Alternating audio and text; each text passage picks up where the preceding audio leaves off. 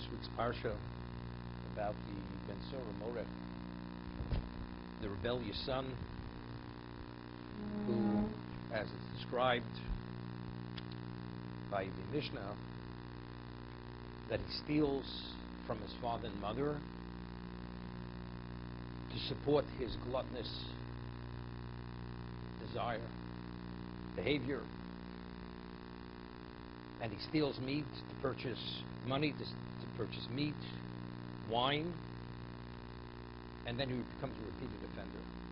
So the Torah tells us, Kiya ish ben sero moreh, einenu shomea b'kol ov b'kol imo, v'yisru osav lo yishma aleim. Initially, the parents take him to the court, and they tell the court what exactly happened, and the son receives lashes.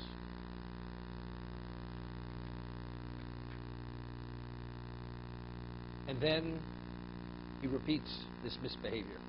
And again he steals. Purchases the meat and the wine. The subsabo of the imo, his father and mother take hold of him. Otzioso zikne iro vel sharmakomo, take him to the elders of the city, and they declare, our son is this rebellious son, his behavior is gluttonous. Urugamu kalanchi iro bavonim vomes. He's stoned to death. And you should expunge this evil from your midst. And all Klaus will see, and they will fear. So Rashi cites Chazal,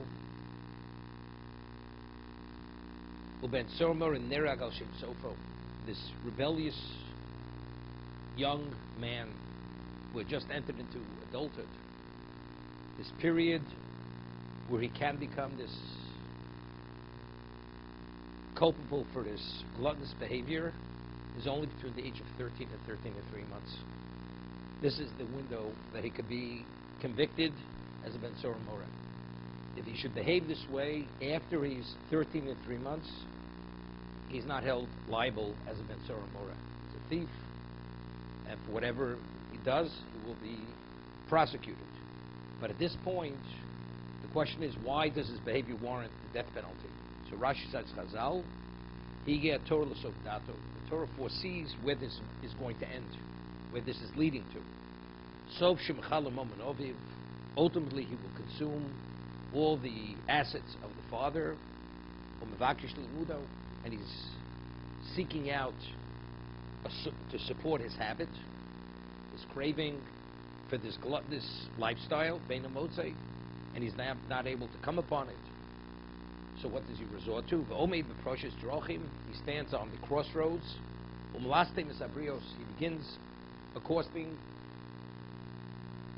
the travelers, which ultimately leads to murder. Omra Torah mutav yom zakai.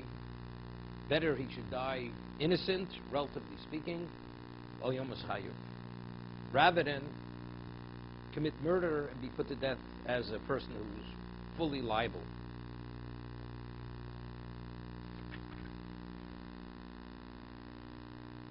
The next, what the Torah juxtaposes is person who sins where the liability for the sin is the death penalty, he'll be put to death. So Rashi cites the Midrash, Smichas Parshis Magid. What does the juxtaposition of these two portions teach us? Shem Chosim Oviv Imo Olav. That if the parents, they take pity on him, and they cover for him, and they don't take him to court, so ultimately he will become this murderer. V'yavar Averos, and he will do other sins. V'yischayv Misa Bebezdin, and he'll be liable for death penalty in court and put to death. Meaning, unless they heed what the Torah says, ultimately it's leading there. It's not necessarily murder. V'yava Averos V'yischayv Misa. He will violate sins which will bring about the death penalty, which will cause them to be liable for the death penalty. If the parents don't heed what the Torah says, what is the concept? So the Midrash tells us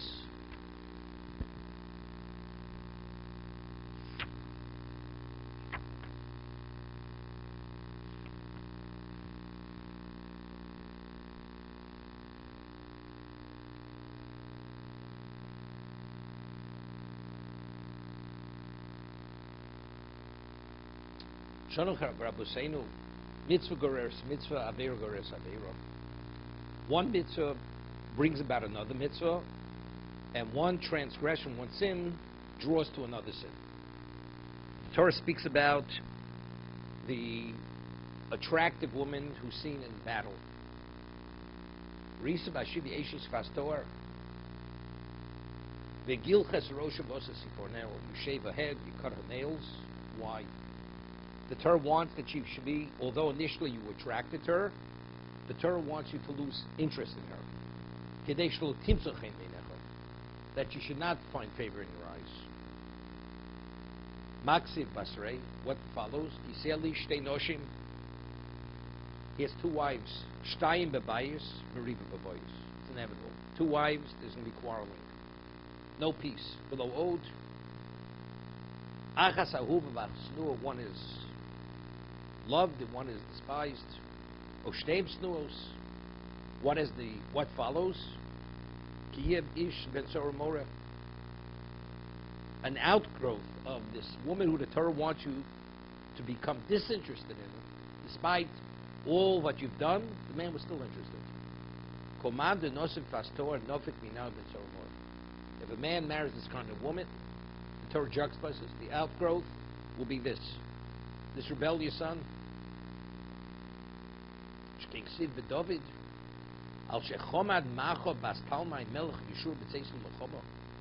Because he desired Macha, the daughter of Talmai, who was the king of Peshur, which ultimately wanted to kill his father.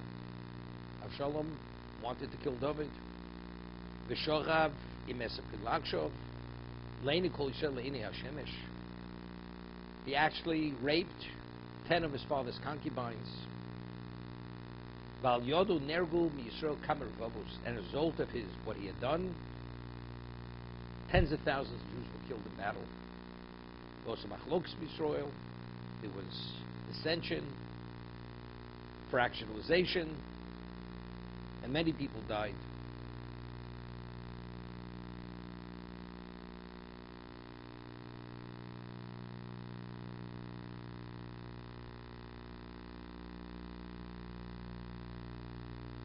Lomadnu.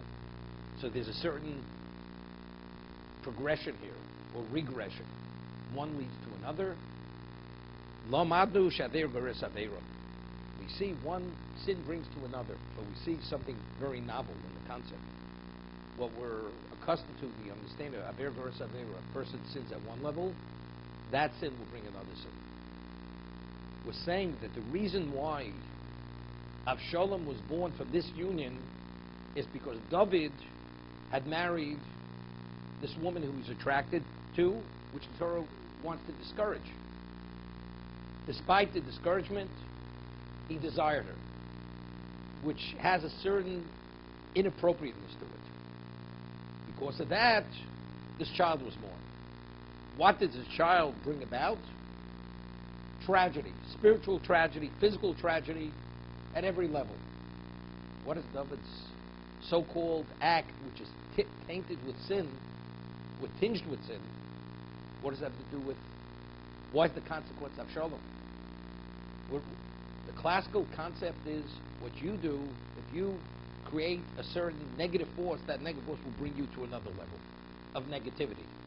This is something David created, but what is the result? Avshalom is the one who did the evil, who perpetrated the evil, not David.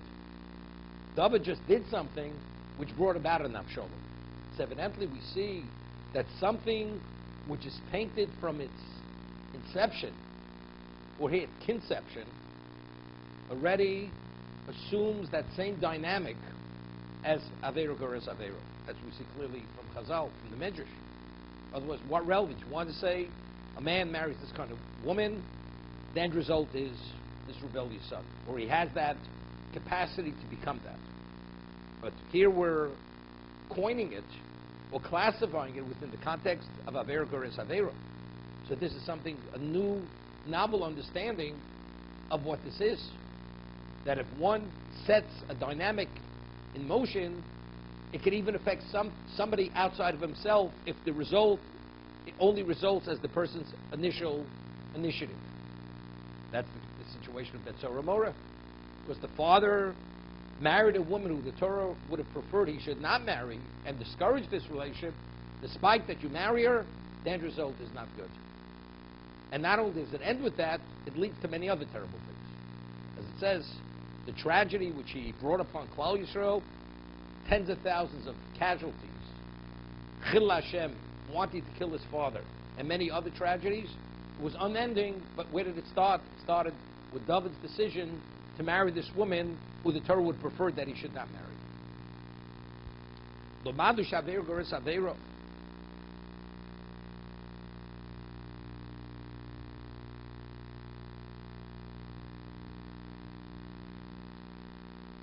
This child, who's 13 years old, just enters into adulthood. He steals. Stealing is a sin. Now, after he steals, what does he do with the money? What was the incentive to steal? He wants, because he desires, he craves meat and wine. So we're talking about, he has relevance to gluttonous behavior. But he hasn't yet established an addiction. He hasn't established a habit yet. He steals, purchases the meat and wine. He receives lashes by the court, which is not a simple punishment, relative in terms of suffering. Then, and the court forewarns him, and they say, next time, you'll be put to death. Again, he does it. That means the craving is overwhelming, and he succumbs to the craving, and he steals again. The parents take him to the court, and they put him to death. What exactly is going on over here? In last week's reading, the Torah we read, the Torah says that if a person lies in ambush and commits murder, normally a person kills inadvertently, he flees to a city of refuge, so the avenger of the blood, what we call the gold dump, should not be able to kill him. It's safe refuge, what we call the Ir Miklot. But the Torah says, what about if a person hates his fellow and as a result of that lies in ambush and commits murder? So there's not inadvertent killing. So the court presents him to the avenger of the blood and he's put to death. By the Gol Adam. Because he wasn't forewarned, so he's not put to death in court. But because there were witnesses that he was lying in ambush and it was deliberate, he's put to death by the Gol Adam. The court gives him over to the avenger of the blood, and he's put to death by the avenger of the blood. So Rashi asks, cites the Medrash, the Torah should only tell us a man who lies in ambush and commits murder where it's clearly deliberate, is put to death. What do we have to have the backdrop? That a man who hated his fellow, and because of that hate, he lied in ambush and committed murder. Why is that relevant to the whole discussion over here? A man commits murder deliberately, deserves to be put to death. So the Chazal tell us, the Medrash tells us, that when a murdered person hates, the reason why he kills is not because hate festers to the point where he can't control himself any longer, and therefore he commits murder. The Torah says, Lo sisnos ochicha. The Torah says, the Jew is not permitted to hate his brother. And he violated the negative commandment, Lo sisno ochicha.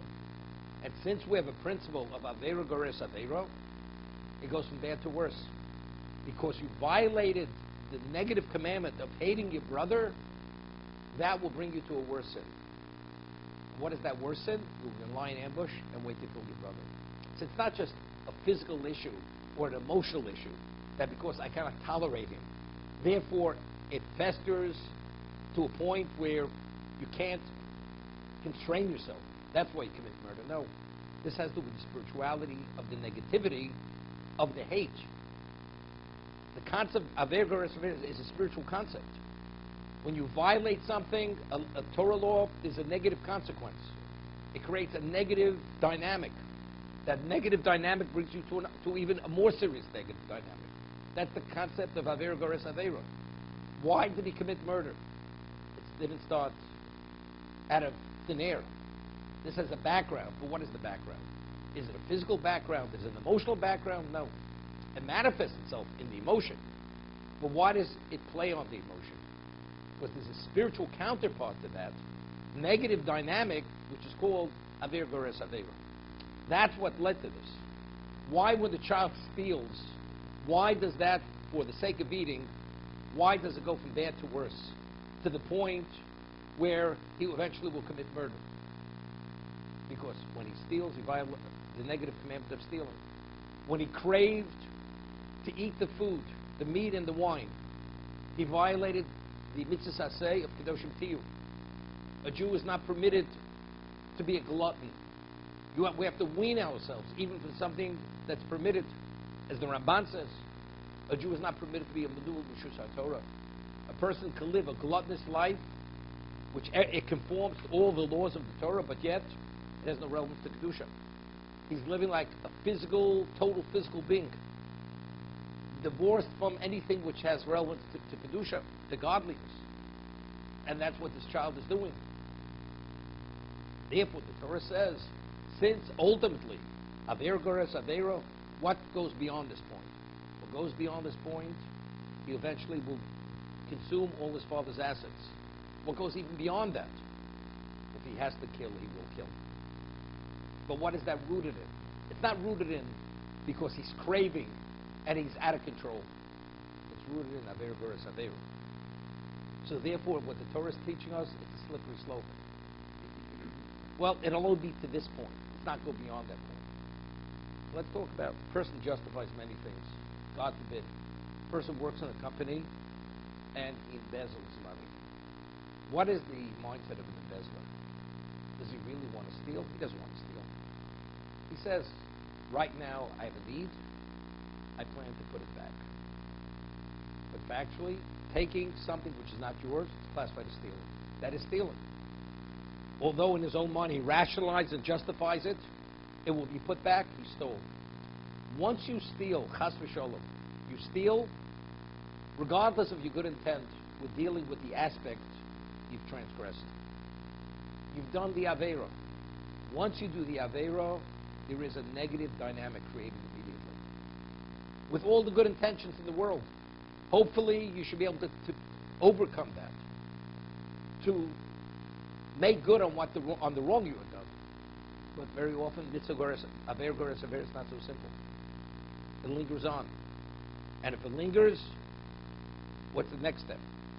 Next step is you're not going to put it back. And then you're going to embezzle again. He may do worse than that.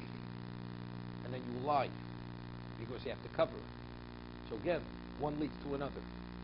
Endless issues. You may have to hurt people. You'd have to worse than hurt people. You never know where a person could be led by this. But what is it? On a superficial level, it seems to be, well, it's self-preservation. It's not self-preservation. Understanding that there's a spiritual dynamic to whatever we do, positive or negative, it's Aver Gores Avera. It's very interesting. There are many things a person wants to be an observant Jew, a proper Jew. It's based on what we understand. What we understand to be right or wrong. If a person is not careful in what he says, what we call Shmiras Haloshon, being careful what comes out of our mouths. The Chofetz Chaim goes in his introduction to his work, Chofetz Chaim, on the laws which pertain to speech, permitted speech, forbidden speech. One can, over time, a short period of time, you could be in violation of 17 negative commandments, 17 lo saseh, and 14 mitzvah saseh, 14 positive commandments. As we say in the vernacular, it's a mouthful. 17 negative commandments. An observant Jew should be in violation of 70. I said the wrong thing. But if you understand what it entails, what it could entail, saying the wrong thing, over a short period of time, you can be in violation of 17 negative commandments. In a short period of time, you can be in violation of 14 positive commandments. What negative dynamic does that number of negative commandments and mitzvah saseh create? A very powerful negative dynamic. So, chas v'sholom, would I do other things which I'm not permitted to do? Justifying taking something that's not mine. Acting unethically. Of course, I don't want to. I'm ethical. I want to be ethical. But sometimes a person, because of this conflict, justifies it. But why does your conflict blind you to such a degree? Because Aveira Goretz Aveira. That because of this other area, which people seem to perceive it, as the Chofetz Chaim writes in his introduction, it's Hasidus. It's really, a person doesn't say that he's devoutly pious. He's devoutly righteous. But I'm a good Jew. But he doesn't know. The Chofetz Chaim shows it's ignorance. It's really underestimating the seriousness of what you do. So because of taking the edge off of it, not seeing it in its true negative light, we enter into an area which we're in violation, multiple times the same, plus multiple different types of negative commandments. So what's the Aveira Goretz Aveira? Well, it could lead to endless things. Many things. There's a negative commandment we say every morning in the Shema, the third paragraph, what we call histaknus.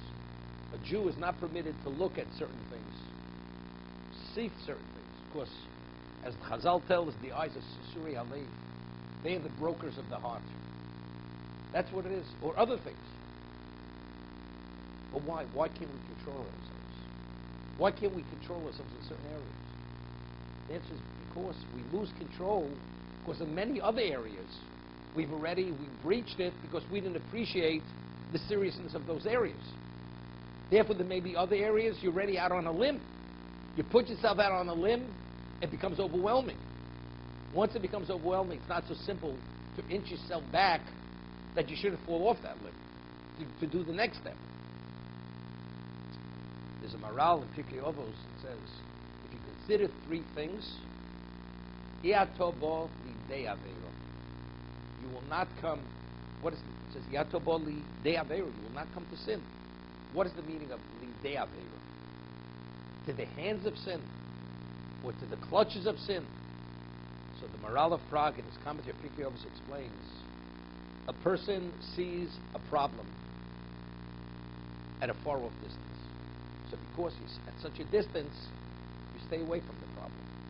What about you're already in the clutches of the problem? Now you have to extricate yourself. Once you're in the clutches, it's not so easy to extricate yourself. So that's what the Mishnah is telling us. You consider these three things, you will not come to the clutches of sin. You won't be on that slippery slope. You'll be at a distance from it. You won't allow yourself to go near it. Because you'll have a clarity and a perception to appreciate what it is. So most people, unfortunately, are in the clutches of sin. We're there, but why are we there? Why aren't we in the clutches of sin? Because many things preceded that moment. Not necessarily in that area, in other areas of transgression. And based on Aveira Goretz Aveira, because the dynamic causes to go from bad to worse, you go off the edge. And continuously. There's the understanding.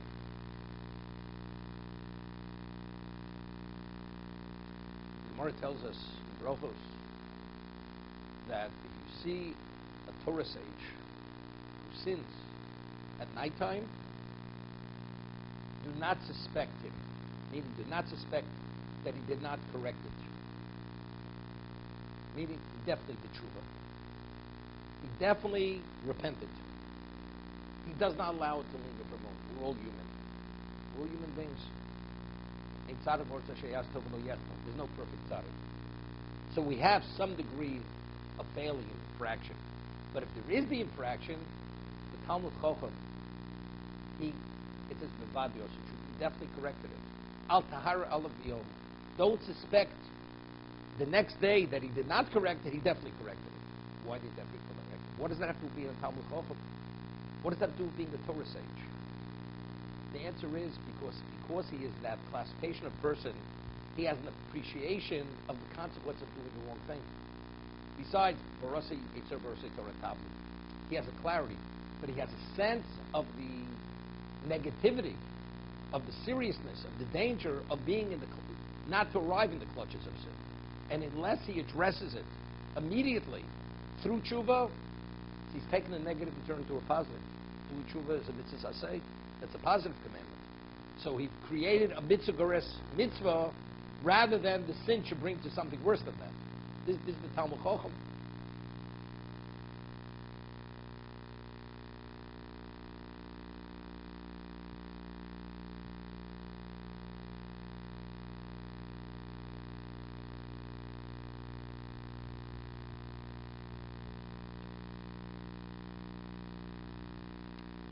Midrash discusses the concept of mitzvah goreres mitzvah.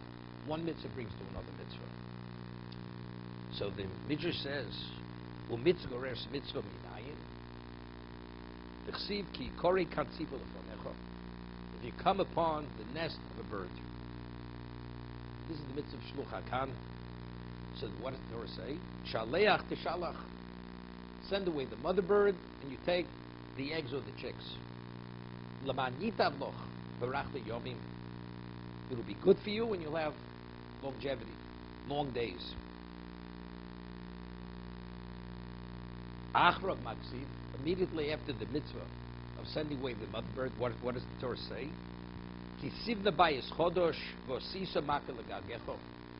If you should build a new home, you must make a parapet on the roof, so a person should not fall to his death. So what is going to be the outgrowth of sending away the mother bird? You'll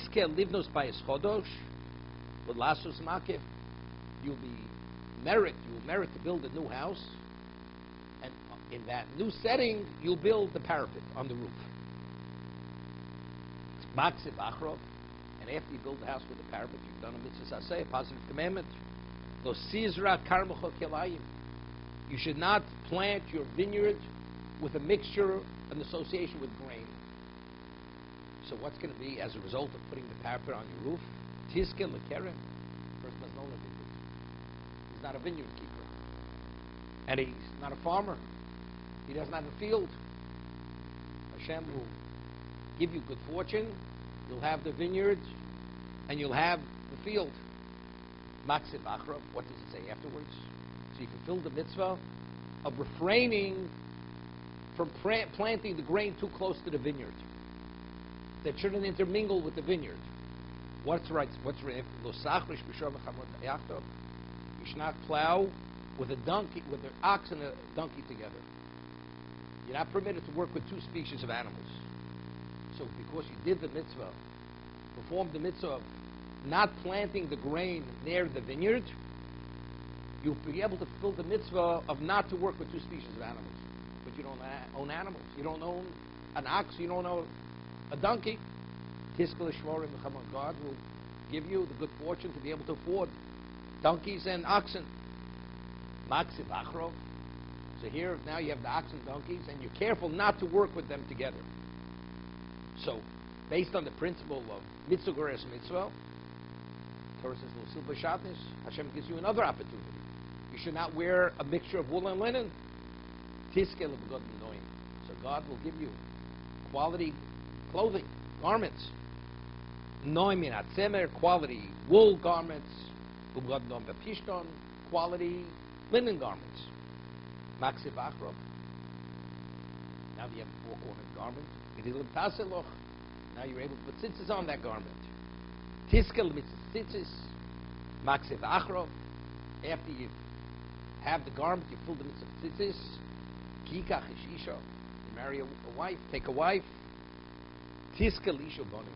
Now, till other mitzvahs. Harei lo mabus. So we see from the progression of one mitzvah after the other mitzvah. Shemitzvah goreres mitzvah. Taver goreres taver. We see from the Ben Sora Moreh, from starting with the Eshes Shefas Torah, seeing the woman you're attracted in battle, where does that lead to? It leads to endless tragedy. Consecutive transgressions, one after another, from bad to worse. And the mitzvah, one leads to another.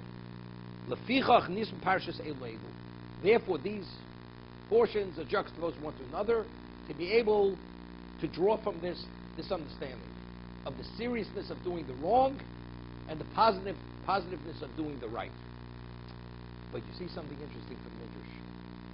The way a person normally understands the concept of mitzvah goreres mitzvah, you do one mitzvah, Hashem provides you with another mitzvah. But we only think about it within the context of the mitzvah.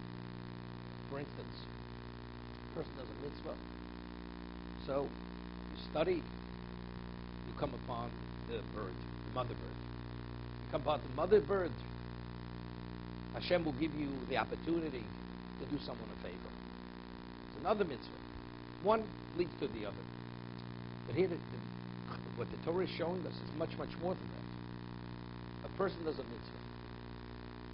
mitzvah itself, of course, every mitzvah, its context is physical. It's a physical context. You give stock of charity.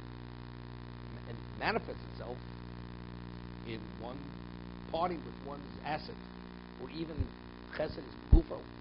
It's your time expenditure. It's your ability, giving of yourself. Torah is abstract. That's something intellectual. It's not a physical act. But every mitzvah we do is physical. You understand? You can't build if a person doesn't own a home, you have no obligation to put a parapet on the roof. So, to fulfill the mitzvah of Makkah, what does God have to provide? He has to provide you with the home. So, including with the concept of mitzvah, what does the dynamic create? It creates the setting, the material setting, to be able to fulfill the mitzvah, which is it's another level of understanding. But I can't afford a house. So he can afford. Hashem can afford anything. He can endow you with everything. If you have to do the mitzvah of Makkah, He will give you the house. If the mitzvah of putting the parapet on the roof engenders the mitzvah of not to plant wheat near a vineyard, He'll make you into a vineyard keeper and into a farmer. But I can't afford that kind of real estate. You don't have to afford it. God will provide it. So not only because the means is material and the objective is the mitzvah, He will provide the means. Hashem will provide the means and continues to provide the means. Whether it's the livestock, the ox, the donkey, whether it's the clothing, whatever it is, whether it's the wife, whether it's the ability to be able to raise children. One is married with the proper intent. There's a mitzvah of teaching your children Torah. I have an obligation to teach Torah, but I can't. Who provide the means that you could? This is all. This is included within the concept of mitzvah or mitzvah. Okay. There's a midrash.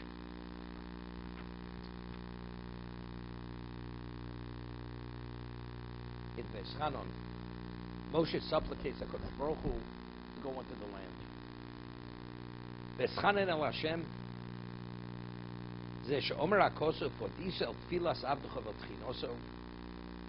You should turn to the supplication of your servant and to his beseeching.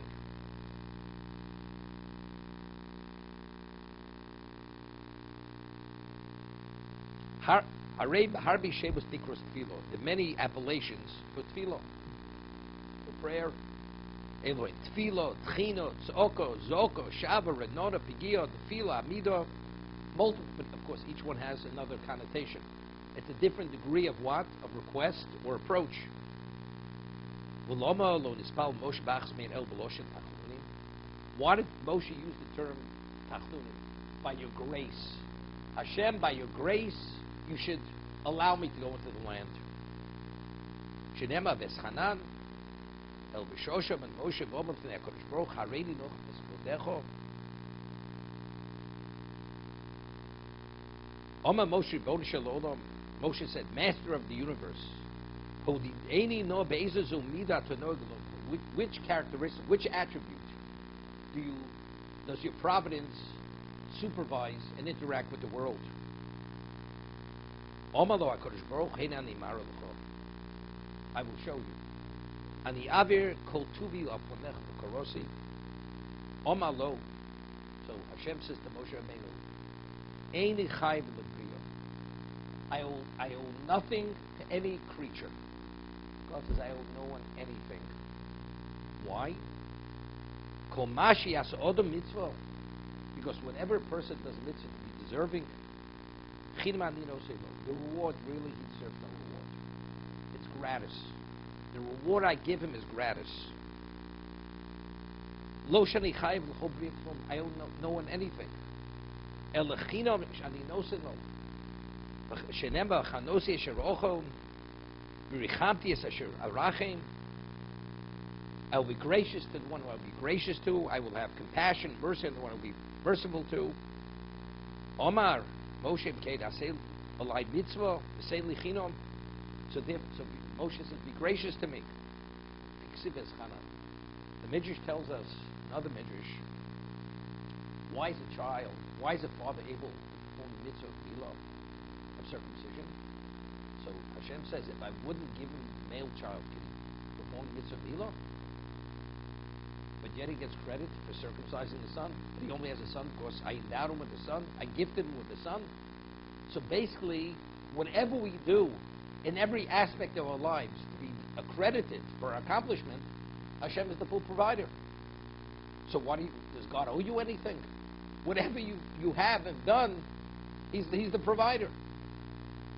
I owe no creature, no living creature anything, because I am the full provider.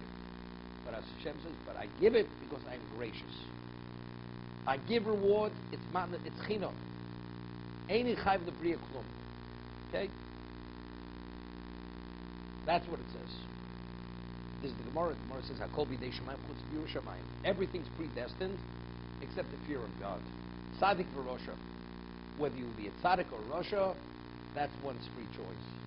But any other aspect of your life, that's predestined. So that you can have a child, that's predestined. Once you have the child, you circumcise it. But it's predestined, you should have the child. But it's not so simple. It's not so simple. Because according to what we're saying now, why do you have the house? To build the parapet. Because you chose to send away the mother bird. The choice to send away the mother bird correctly or incorrectly, that's not b'dei shamayim. That's your choice.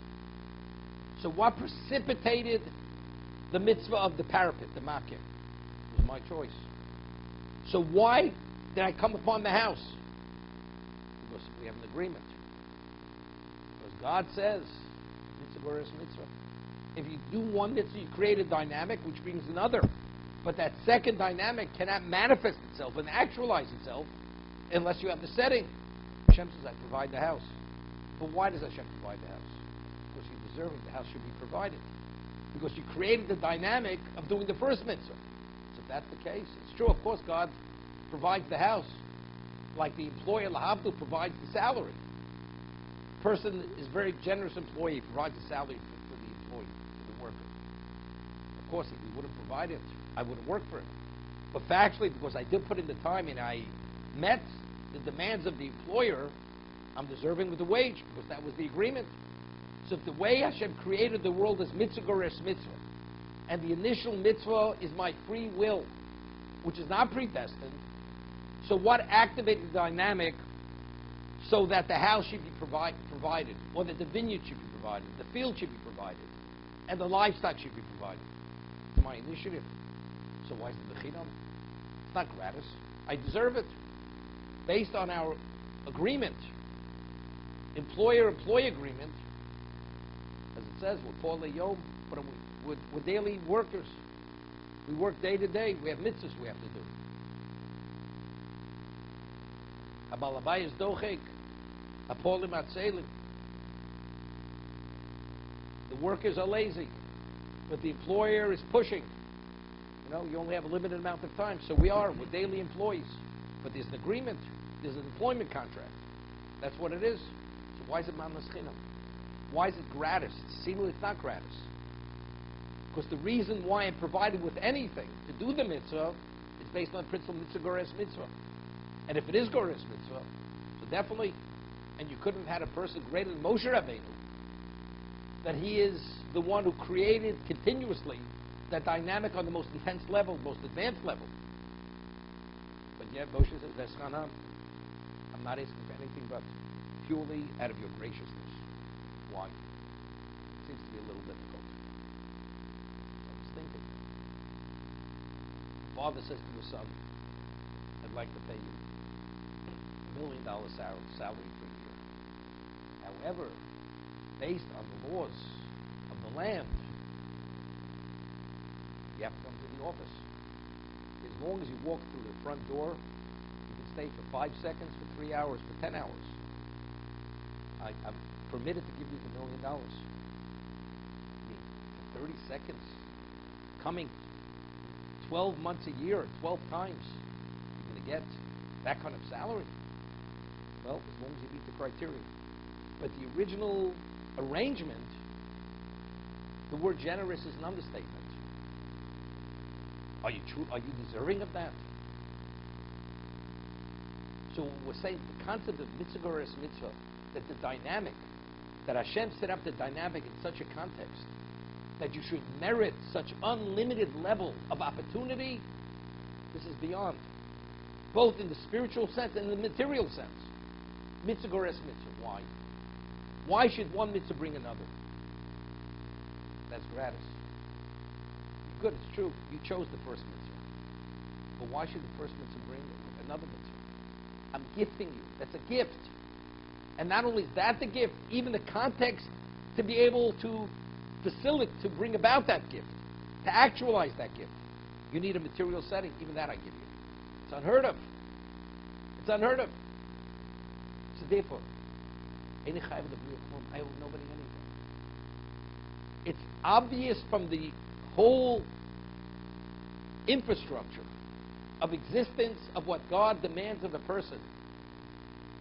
He's giving it away for nothing. Although we see it, it's so difficult. So difficult. You know why it's so difficult? Because Avera goreres Avera. Because when we start off on the left foot, so to say, and you walk off kilter, all of a sudden nothing functions right. You have a pain and an ache every part of your body because the gate is not right. If the gate is right, everything functions as it's meant to function. And even beyond, you become empowered. So why are you not empowered? Why are you distracted? Because initially you started in the wrong direction. But if you go in the right direction, I owe nobody anything. This is the concept. We say Talmud Torah keneged kulam. The Talmud Torah keneged kulam. And as we say that the spirituality of Torah, in terms of its dimension, what it generates, it's the equivalent of all mitzvahs combined. Every mitzvah combined. So when you study Torah, as the Chaim always cites the Yerushalmi, that when we say Talmud Torah keneged kulam, it doesn't mean say you have to study for an hour. Studying for an hour is the equivalent of all the mitzvahs combined. Every word of Torah is the equivalent of all 613 mitzvahs combined. Meaning the energy that it generates is the equivalent of all 613. It's interesting. So if one mitzvah is mitzvah goreres mitzvah, so if you do something which has an energy, which is an all-encompassing energy, this is Godla Talmud Shatal Mevid Masa. Great is the study of Torah because it brings to actualization. Why does it bring to actualization? Not because, well, because since I'm studying and I have a greater appreciation for what I'm studying, therefore it brings to actualization. Godla Talmud Shatal Mevid Masa. Within the context of mitzvah goreres mitzvah is because one mitzvah brings to another. It brings to every mitzvah. If you study Torah, it creates a dynamic Torah because it's keneged kulam. It's the equivalent of every aspect of spirituality of every mitzvah. When you study Torah, it touches upon every aspect of that spirituality. So at this moment, you have relevance. The dynamic is going in 613 directions simultaneously. It's drawing to that. And here, the sum total is greater than its parts. This is the ultimate level. Now you can understand why. Barasi Yitzhar Barasi Torah Tabli. What counters that negative force? The negative force is what? Is our physicality. This is creating a dynamic. Why do you go to the next step? Because the dynamic is a magnetism, is a draw, an overwhelming draw to do the mitzvah. That's what it is.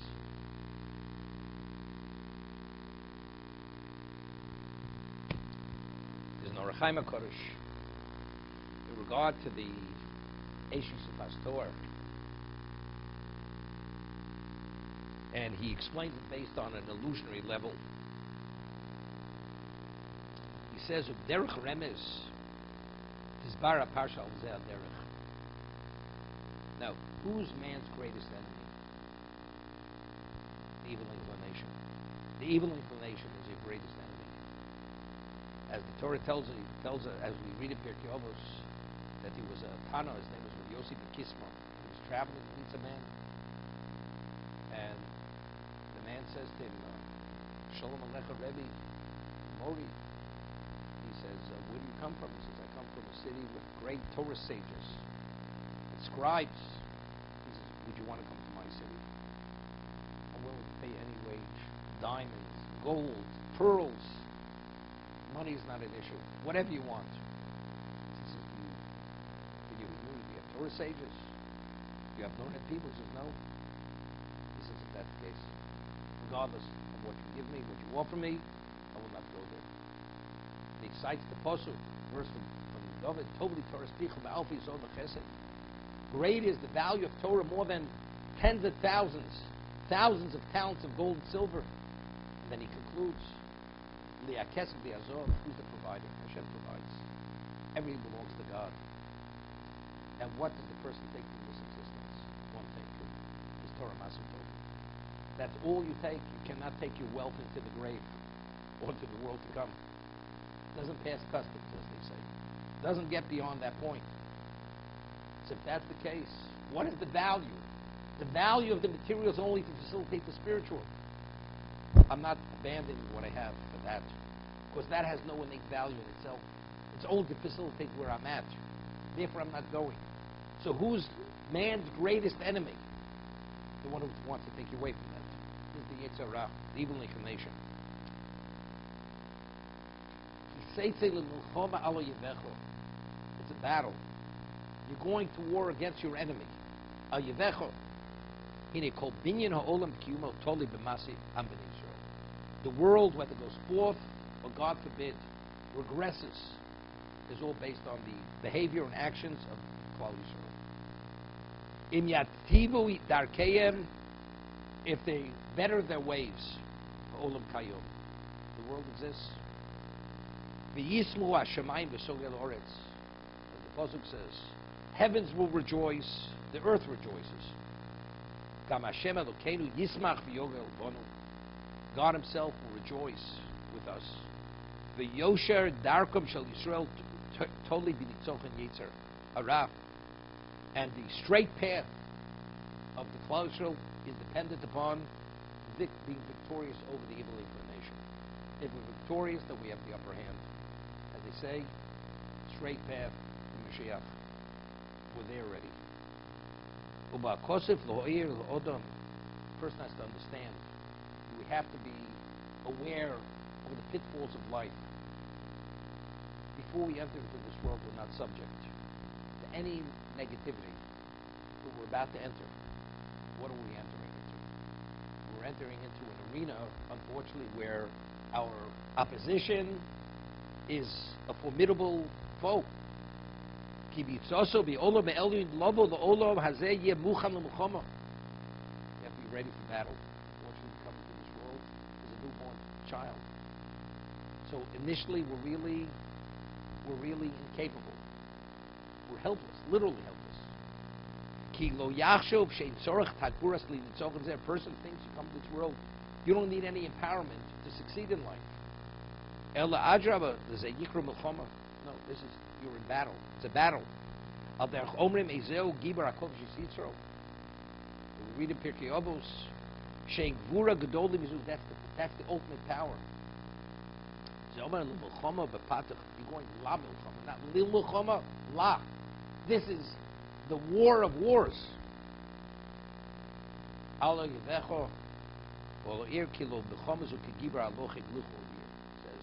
normally you have a person who wants to conquer a city, and he laid siege and years, and he sees he can't conquer the city. So what does he do? Gives up, leaves.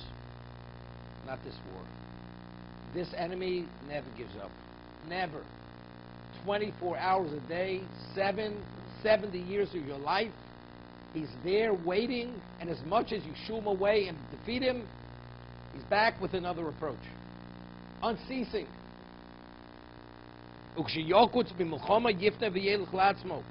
normal circumstances, he becomes disgusted.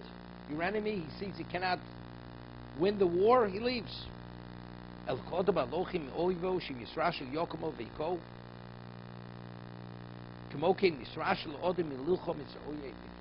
sees any weak point for a moment, he will destroy you from this world. He will take your soul. This is the enemy. He will take your soul. So what does the Torah says? This is the war of wars.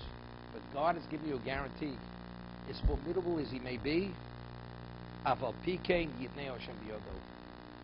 if you play by the rules of Hashem, the rules of spirituality, God is on your side, you will be victorious. You win the battle, but you have to follow his prescription. What's the approach? He has another type of weaponry. You will take into captive his captive. You know how many captives this Seitzei has?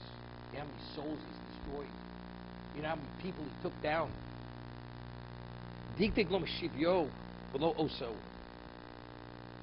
She'ein bo mamish bi'atzmo. Hedro hu ha-mekaver el shivyo pirush v'asheshovas hu b'bchinas hatov mimcho. How much did he already take from you? How much did he deplete you? B'pituyov hu b'nitzchono, through his seductions. It's okay. Many things we think is okay is not so okay. Shekam ben neshomas ma'abnei Yisrael shuyis biyodo. The many souls which are captive. Literally, he holds them captive. What do you say? It says, we say, by the luchos, the letters chorus and cherus are the same letters. Freedom and what? And etched. Cherus, chorus. It says chorus ala luchos. The letters, the words of the tablets were etched on the tablets. But you could read those same letters as cherus. The only free person is the one who studies Torah. No, we say a person is a slave of his desires. Expression. What does that mean? Do you think I control my life? My desires dictate my life. I have needs. I have no choice but to. You know what kind of mortgage I have to cover. You know my lifestyle, what it necessitates. I have to work day and night just to cover my lifestyle. I'm not talking to pay the tuition for my children who sit and study Torah. That's not the burden. The person himself is the burden. But what is that? That's Yitzhak. That's you're a slave of your desires. How do you free yourself from the shackles of desire? That's cherus. Choros al-luchos. You have to etch that Torah into your being. You immerse yourself in that Torah, you have a different perspective of life. All of a sudden, things that were most important become less important. And what's ultimately important, you appreciate as important. And it's not that costly.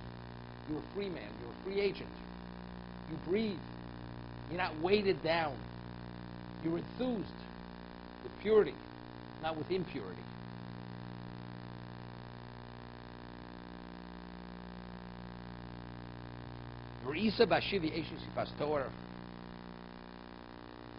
Well, now we're saying, what is the captivity? Captivity is the Yitzhak. Now, what did he capture? He captured the neshama. The souls he captured. You want to recoup. We're talking pidyon shvuyim over here. More than that. You're fighting for the soul. That's the most beautiful. That's the beautiful woman, so to say. And the soul is the beauty. Pirish nishmas adam.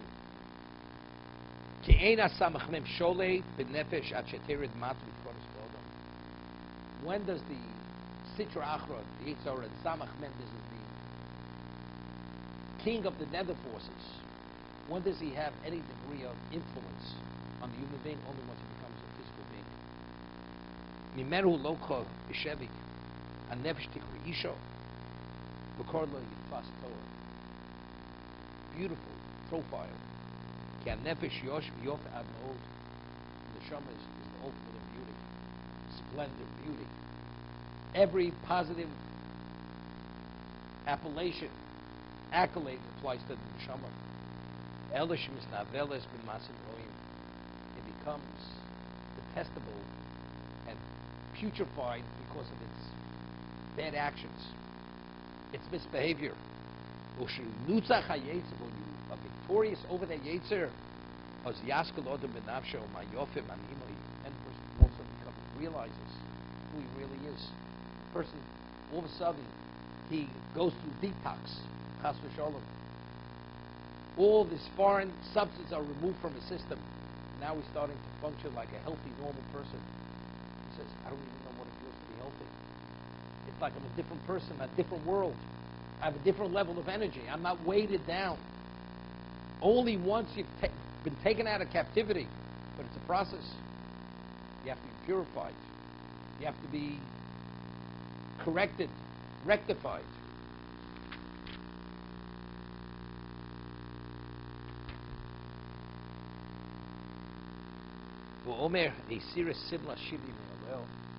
You have to remove the garment of captivity. What's the garment of captivity? You have all kinds of baggage from that lifestyle in the past. About tshuva. It's interesting. Gemara tells us that this world was created with the spirituality of the letter Hay. So the shape of the Hay is there's a wide space between the right and left leg of the Hay. Wide open. Person wants to leave this world, leave the spiritual world, it's free fall. You do whatever you want. Well, if you want to do tshuva, if you want to repent, you can't come back the same direction that you had left. You have to come through that small little opening on the side, which is between the roof and the left leg. Why? Because once you've already assumed a certain approach to life which was negative, you can't come back the same way. Because you have many handicaps because of the way you lived. You have to wean yourself from that. It's a whole different approach. You have to have different friends. You have to dress differently, speak differently, eat differently. You have to change your setting. Your venue has to be a different venue of life. Now it's no longer the office. You may have to spend more time in the base medrash. You have to move out of your community. Because what your community represents is that the person who you were, who you don't want to be any longer. That's the simla shivya. That's the garment of captivity. This is the impurity. It represents the impurity. This is the purging of the sin. It's really to prepare the mindset, to have another level of perspective. It's a new orientation. What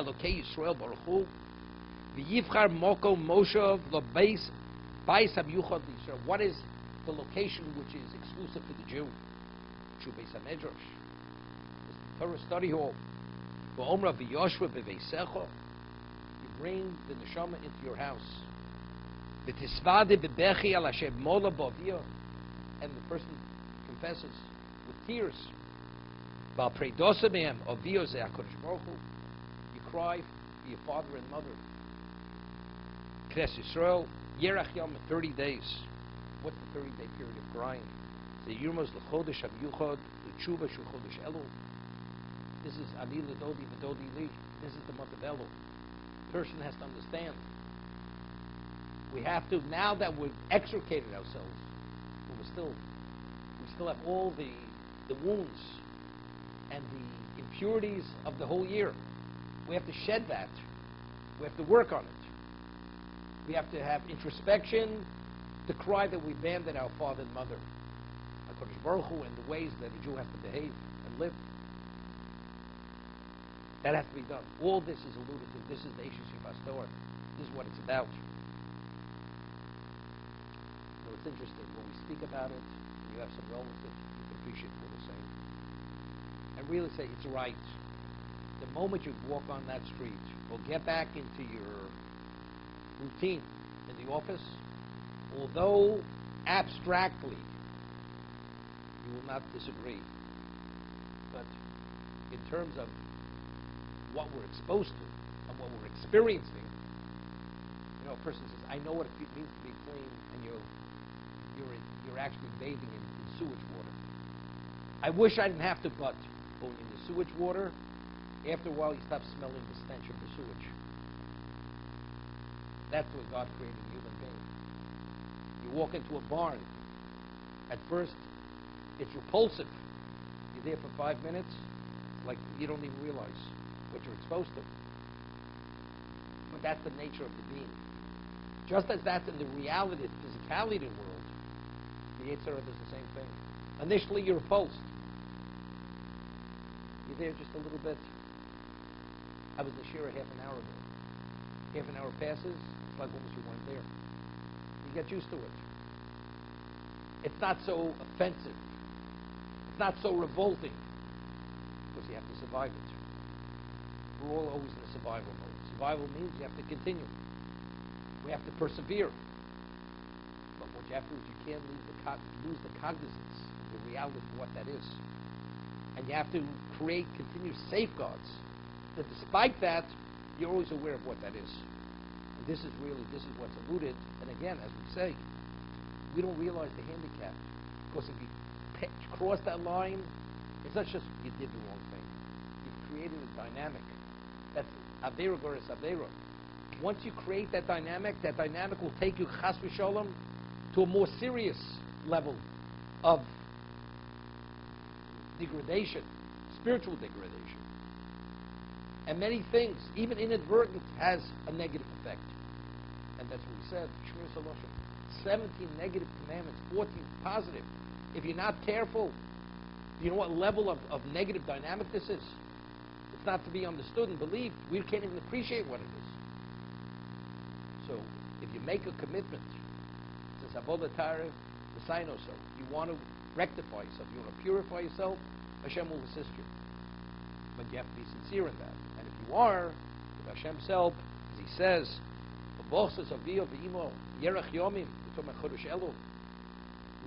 we introspect, we do tshuva, we have remorse, we make commitments, and through that, hopefully, not hopefully, definitely, we will achieve that Torah.